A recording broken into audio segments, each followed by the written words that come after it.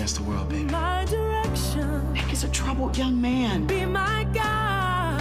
He is the single best thing that's happened to me since my mom. I walk through the storm. Can't you just be happy for me? I find you. Everything is always about Whitney. I can never sing as well as you. I can never be the superstar. You are the most beautiful thing I have ever made. I have to carry on my mom's legacy.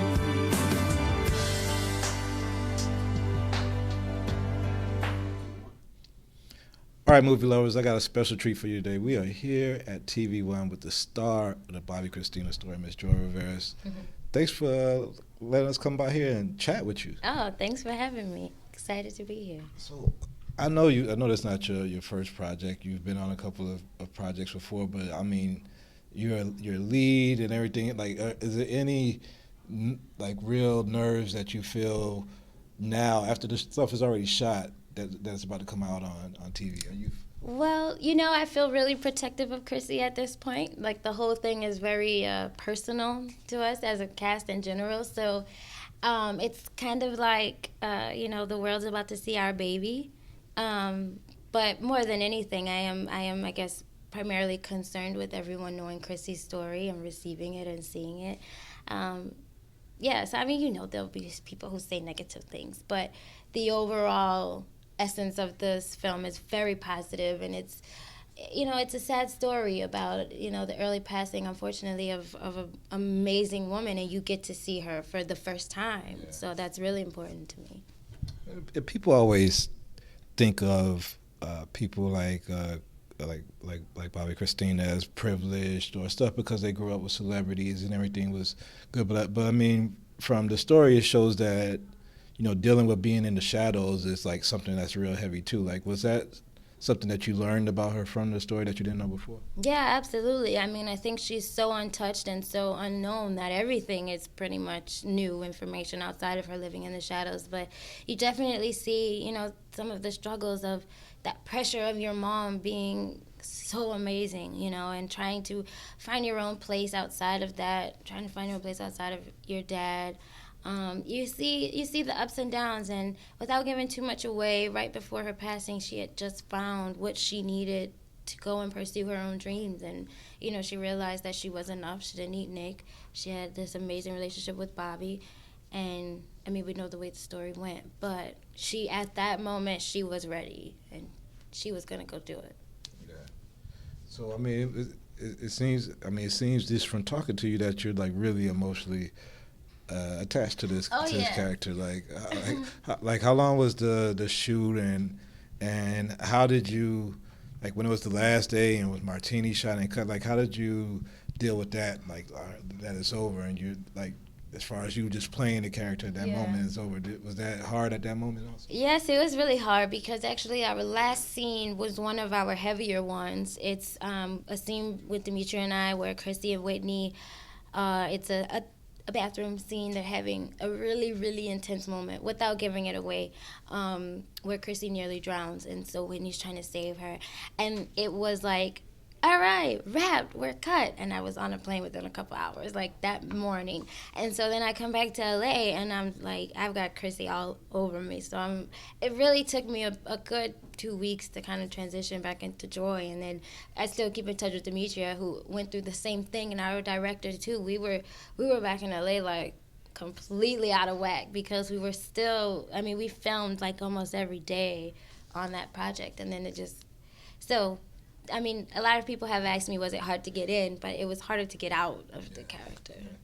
Tell me about what started you on this journey to be an actress. Like, what was the spark? Did you always know you wanted to do this? And how has it been, like, thus far?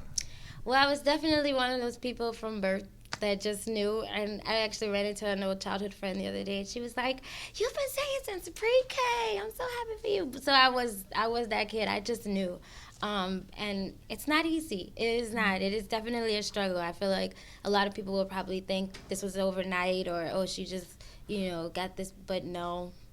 It was a struggle. But I will say that if you just stick with it, if you know that you're supposed to do this, you just keep going, because there will be a million no's, but one yes, and it's all worth it.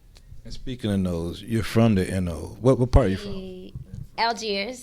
Okay, so she from the West Bank over. How do you know? Come on, man. Wow. She said, "How do I know?"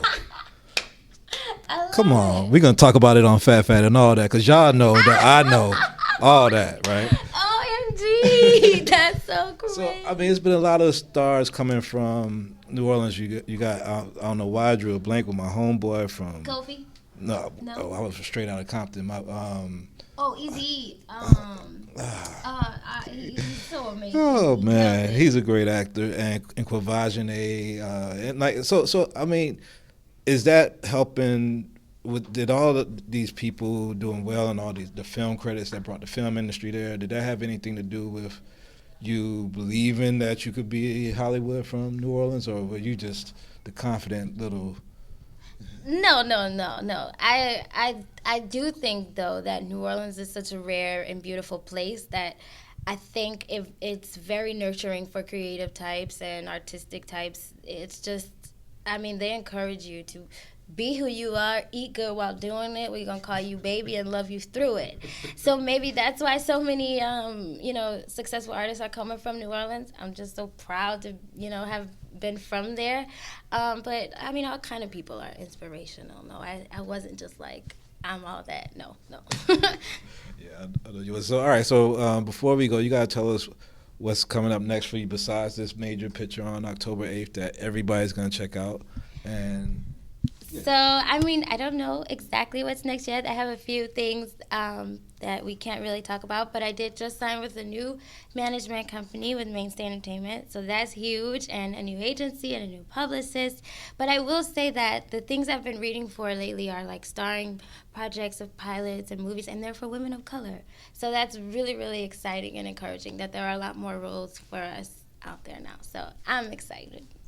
All right, so y'all gonna get to check out a lot more of her after our wow about her delivery of this character and this story that none of us really know about. I mean, real quick tidbit, because we're Black Tree TV and we're usually on the end of the carpet. We was on the last carpet and we got Bobbi and Whitney right before the night, like 2 nights before the Grammys at an event. It's like the last of them together, like it. So I feel connected to them, and not even knowing them like that. Mm-hmm. So but I don't know the story, and I'm glad that you was able to deliver it in this character so that people could find out. I mean, you cure the curiosity. We'll be looking forward to seeing you and everything you got going on in the future. Thanks for the time. Thanks for having me. I'm excited. All right, movie lovers, TV1, the Bobbi Kristina story coming out this Sunday. Y'all check it out. And y'all just keep on following her because she's going to keep going. All right. Thank you.